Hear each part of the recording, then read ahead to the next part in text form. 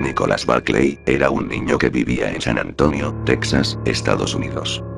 Vivía en el seno de una familia disfuncional, que pasaba a menudo problemas entre ellos. Nicholas tenía 13 años, y tenía un serio problema de conducta, pues era bastante rebelde, impulsivo, y malcriado. La conducta del menor había llegado al extremo que debía asistir a una audiencia en la corte, donde tomarían la decisión si debería ser llevado a un lugar para delincuentes juveniles. El día 13 de junio de 1994, se dirigió a jugar básquetbol con sus amigos, como siempre. Tras terminar de jugar, en la tarde, tuvo que volver a su casa caminando. Llegada la noche, el chico aún no llegara a casa, sus familiares en casa se preocuparon, pero restaron importancia a su ausencia, ya que el rebelde Nicholas, ya antes se había escapado de casa aunque solo por horas. Sin embargo, aquella salida, fue la última que tuvo Nicholas, de la casa de los Barclay. Su familia nunca más volvió a saber de él. Pasado las horas, se hizo evidente que Nicholas no se había escapado como solía hacerlo. Al revisar sus pertenencias se dieron cuenta que él no había empacado ropa, y no se había llevado ningún artículo personal que él solía llevar. Solo se había llevado $5. Ante esto, la madre de Nicholas reportó el hecho a la policía, y así se inició una investigación. ¿Cómo era posible que Nicholas desapareciera como si se lo hubiera tragado la tierra de un momento a otro? El misterio en Nicholas Barclay. Tras iniciarse las investigaciones, para hallar el paradero de Nicholas, no se encontró ninguna pista. En un primer momento se pensó que Nicholas, tal vez había huido de casa, como lo había hecho en circunstancias anteriores. Pero, Nicholas solo se había llevado $5, y con eso no podría haber ni siquiera comprado un boleto para el transporte público, y mucho menos que encontrara alojamiento y comida. Tal vez había hecho lo que en Estados Unidos estaba de moda por esos tiempos, el autostop, pero si eso habría pasado, tendrían menos esperanza de encontrarlo. La única pista llegó 3 meses después, cuando la policía recibió una llamada del tío de Nicholas, Jason Barclay, quien afirmó haber visto a Nicholas en el garaje de su casa, con pantalones morados y una mochila rosa, pero que misteriosamente, había huido. Esta pista en realidad no sirvió de mucho, sino más bien confundió más el caso. Pasado el tiempo, las esperanzas de la familia Barclay para recuperar a su hijo, se iban desvaneciendo. Nicholas es encontrado pero vuelve a casa con algunos detalles inquietantes. 3 años y 4 meses después de la desaparición de Nicholas, en octubre de 1997, las autoridades estadounidenses recibieron una llamada que revivió todas las esperanzas. Se dio la noticia de que Nicholas Barclay había sido encontrado, perdido y asustado en un pueblo, en el país de España. Cuentan que inmediatamente, Carey, la hermana mayor de Nicholas Barclay, llamó a España, donde habían encontrado a su hermano, y le dijo textualmente: «Por Dios, Nicky, ¿eres tú?». A lo que Nicky respondió: «Sí, soy yo». Beverly, su madre, también habló con él, pero no podía contener la emoción, y es que claro, es fácil imaginar la sorpresa que recibió la familia. Ahora podrían saber qué fue lo que pasó con Nicholas, y de sus propias palabras. Ante la situación, Carey decidió viajar a España para traer a su hermano, verificar si era realmente él, y que por fin Nicholas se reintegre nuevamente con la familia. Cuando Nicholas reapareció, existieron algunos pequeños detalles inquietantes. Nicholas Barclay había desaparecido en 1994, y era un chico rubio, de ojos azules, de 13 años, con un temperamento impulsivo, violento, con un problema de actitud ingobernable. El Nicholas Barclay, que fue encontrado en España en 1997, era un chico de ojos marrones y cabello oscuro, de 16 años, y que presentaba un comportamiento extrañamente calmado. Según afirman, inquietaba a quienes lo rodeaban. Nicholas cuenta lo que le había ocurrido tras su desaparición. Estos extraños cambios que Nicholas presentaba, podían tener una explicación en lo que le había ocurrido en los 3 años que estuvo perdido. El nuevo Nicholas relató que la tarde de aquel día que desapareció, estaba volviendo a casa luego de jugar baloncesto, y fue en el camino que lo secuestraron. Cuenta que luego de llevárselo, lo subieron a un avión y lo llevaron a Europa, donde sus secuestradores lo habían obligado a ingresar en una red de tráfico de niños. Luego de un sombrío cautiverio de 3 años, había logrado escapar, hasta llegar a el lugar donde fue descubierto por la policía local. En cuanto a su apariencia, dijo que los secuestradores habían cambiado el color de sus ojos, inyectándole sustancias químicas en las pupilas, y sobre su forma de hablar que había cambiado, explicó que había perdido su acento de Texas, porque durante más de 3 años de cautiverio le habían prohibido hablar inglés. También contó que luego de mucho tiempo, por fin pudo escapar de una habitación cerrada, en España, cuando en un descuido de un vigilante dejó la puerta abierta.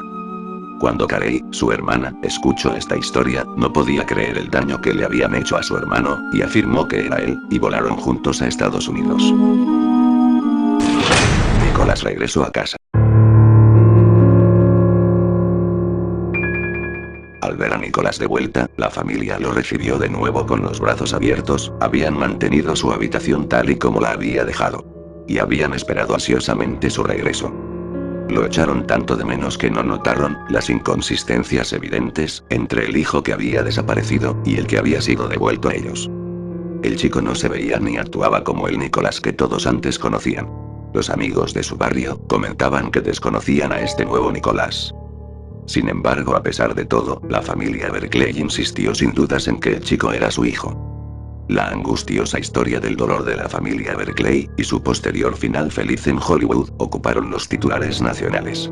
Un niño desaparecido que se reunió con su familia, después de años de abuso, atrajo a equipos de noticias y reporteros, decididos a descubrir qué le había sucedido a Nicolás, durante los 3 años que estuvo desaparecido. Algo inquietante en este nuevo Nicolás. Semanas después de la reaparición de Nicolás, apareció ante la familia Barclay, un reconocido detective privado llamado Charlie Parker, quien había sido contratado por un programa de televisión, Hard Copy, que deseaban saber todos los detalles de este extraordinario caso. El reconocido detective se presentó ante la familia, con un productor y una cámara. Para sorpresa del detective, la familia no quería que Nicolás hablase con los periodistas. Somos personas muy reservadas, aseguraba Carey, hermana de Nicolás, pero sorpresivamente, parece que Nicolás buscaba atención, y aceptó la entrevista. Durante el transcurso de la misma, Parker se quedó en una esquina escuchando atentamente la terrible historia que el muchacho iba relatando. El detective recuerda lo ocurrido en aquella entrevista, y detalla esto sobre ese momento. El chico estaba tan tranquilo. No miraba hacia el suelo ni gesticulaba nada. Pero lo que más me llamó la atención fue su curioso acento. De repente descubrí en una balda una foto de Nicholas Barclay de cuando era niño, y mi mirada saltó varias veces de la imagen a la persona que tenía delante. Había algo extraño. En una ocasión había leído que las orejas son siempre un rasgo distintivo, como las huellas dactilares, así que me dirigí al cámara y le susurré: haz un plano corto de sus orejas. Acércate todo lo que puedas. Luego de la entrevista, Parker comparó las orejas con las imágenes que había grabado, y una inquietante primera pista salió a la luz: las orejas se parecían pero no coincidían, indicando que Nicolás, en realidad podía no ser él. Esta primera pista dio pie al detective a conjeturar una teoría inquietante. Después, el detective se puso en contacto con varios oftalmólogos, para preguntarles si los ojos podían cambiar de azul a marrón, al inyectarles sustancias químicas, cosa que fue desmentida por varios médicos. También llamó a un experto en lingüística de la Trinity University en San Antonio, quien afirmó que aunque una persona hubiese estado encerrada durante 3 años, podría recuperar rápidamente su acento nativo. Parker también se dio cuenta que no toda la familia Barclay pensaba que Nicolás había regresado. Jason, el tío de Nicolás, aparentemente había comenzado a cuestionar la autenticidad de su sobrino, llegado de España. Este sería un testimonio importante para descubrir la verdad. Por ello, Parker también pidió una entrevista con él, pero cuando iba a realizarla, una llamada llegó a su despacho, con una terrible noticia: Jason había acabado con su vida, víctima de una sobredosis de drogas. Las investigaciones continuaron y tras acumular varias inconsistencias en el caso de Nicolás, finalmente, para sorpresa de todos, Parker tenía razón. La verdad salió a la luz. Este nuevo Nicolás, en realidad no tenía 16 años como decía tener, sino 23 años. Además, ni siquiera era Nicolás Berkeley, sino en realidad, era un francés, llamado Frédéric Bourdin, también conocido como el Camaleón, por la Interpol. Era un criminal francés, y un impostor en serie, quien misteriosamente había pasado toda su vida personificando a niños desaparecidos, y creando identidades y nombres falsos. Había sido buscado por la Interpol durante varios años, y se creía a lo largo de su vida, se había disfrazado con no menos de 500 identidades falsas. Resulta que cuando este francés, Bourdin, había escuchado la historia de la angustiada familia estadounidense, buscando a su hijo desaparecido, rápidamente creó un personaje y una historia, cuando escuchó a un oficial de policía español decir que se parecía al niño. El misterio no termina. Bourdin pudo mantener su farsa durante 3 meses y medio, engañando a las autoridades españolas, al FBI, e incluso a la familia Barclay. Las autoridades arrestaron a Bourdin, y lo condenaron a 6 años de prisión, lo que es el doble de tiempo recomendado. Ante los hechos, una vez más, la familia Barclay se quedó sin su hijo, cuyo peso era mucho más la segunda vez, después de que creyeron que finalmente estaba en casa. Pero, tiempo después, el ya arrestado Frederick Bourdin esbozó la siguiente teoría. Porque la familia Barclay me aceptó en casa tan voluntariamente, cuando estaba tan claro que no era su hijo. Porque se negaban a las investigaciones, a menos que tuvieran algo que ocultar. Frederick Bourdin sugirió que ese algo era un asesinato, que uno o todos los miembros de la familia Barclay habían asesinado a Nicolás, y aceptado a Bourdin, sabiendo muy bien que era un impostor, para encubrir el hecho. Ante estas acusaciones, Carey dijo, este sujeto ha mentido y mentido y mentido, una y otra vez, y a día de hoy, continúa mintiendo, no tiene remordimientos. La única persona que parecía sentir algo de compasión por Bourdin era la madre, Beverly, que en aquel momento dijo, me da pena, sabes, le hemos conocido y este chico ha pasado por un infierno, tiene muchos tics nerviosos. Con respecto al investigador, Parker, aceptó las teorías de Frederick Bourdin, y desde ese entonces, ha estado trabajando para probarlas, usando evidencias obtenidas desde las investigaciones iniciales, y otras que se abrieron después del encarcelamiento del francés. Parker ha preparado un caso convincente. Él cree que la mala conducta de Nicholas Barclay enfureció a un miembro de la familia, lo que habría ocasionado un final trágico para el chico.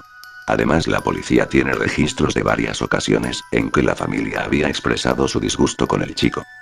A día de hoy, el caso de Nicholas sigue siendo un misterio, y el investigador Parker cree que la familia no están libres de manchas por la desaparición de su hijo, y prometió que encontrará toda la verdad.